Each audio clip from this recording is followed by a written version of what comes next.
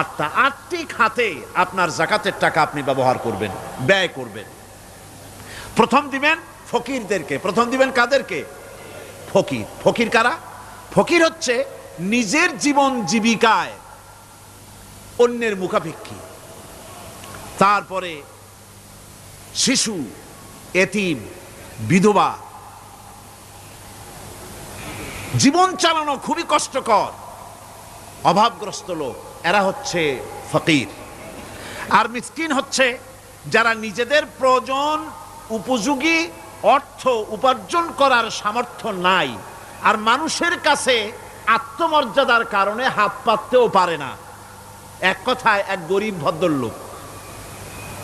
আল্লাহ কোরআন শরীফে বলেছেন যে এদের চেহারা দেখে বুঝো জ্বর পেটে খাবার নাই, অথবা সে অসুবিধায় আছে, চেহারা দেখে বুঝে তাকে সাহায্য করো।